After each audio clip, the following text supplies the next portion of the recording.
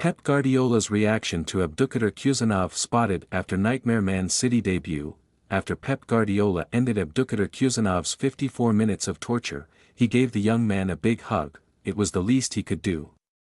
After all, no matter how many defenders were injured, putting Khusanov straight into a defense that has been exposed time and time again this season was not a gamble, it was illogical.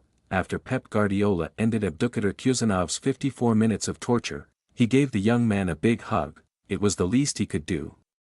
After all, no matter how many defenders were injured, putting Khusanov straight into a defense that has been exposed time and time again this season was not a gamble.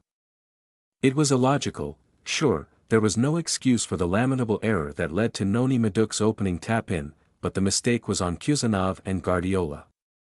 But if Guardiola was beating himself up about exposing 20-year-old Khusanov to the demands of the Premier League too quickly, he can finally take huge encouragement from the way his players atoned for his misjudgment. This victory, courtesy of replies from Josko Gvardiol, Erling Haaland and Phil Foden, does not mean that City have turned any sort of corner. It does not mean they are back. As Pep himself said on Friday, they will not be back until next season, but what this victory did tell Pep, and did tell Khusanov, is that there is still a hunger at the Etihad. Still a pride, still a spirit. And, witness the contribution of Gvardiol and the accomplished finishes of Haaland and Foden, this is still a squad that has plenty of stellar talent. To see his side recover from that disastrous start must have lifted a manager who desperately needs lifting, regardless of this being a contest that, in the Grand Premier League scheme of things, was of no crushing relevance.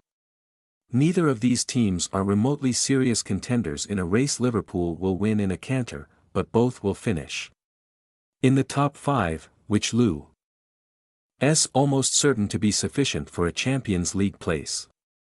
Perhaps that might explain Guardiola's slightly madcap selection.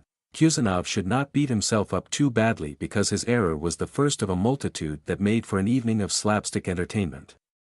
Don't forget, these are the two teams who will represent England in the Club World Cup this summer, and they are nowhere near being the best two teams in the Premier League. That, amongst a whole host of other things, is a reason why FIFA's new commercial wheeze is fundamentally flawed.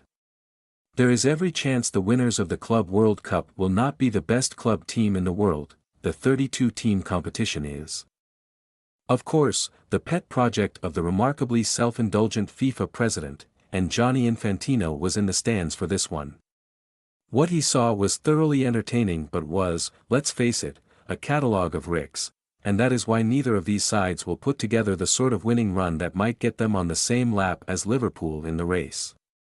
As well as the fight shown by his besieged squad, Guardiola will take one or two positives from fairly chaotic proceedings, not least the sparky contribution of Marmoush, whose pace and directness could offer Pep a different option to the 1,000-pass routine. Once he learns the offside rule, the Egyptian could be very useful indeed. Marmoush eventually got tired, but he might just provide a spark that will be useful to Guardiola and City in the final 4 months of the season. What really matters in the very short term, of course, is the win-or-bust meeting with Club Brugge. And in that regard, this triumph was not just about 3 points that takes them fourth. If this acts as a reminder of what, not long ago, City were all about, then it could be invaluable come Wednesday. City are not back, but perhaps reports of their terminal decline are just a bit exaggerated.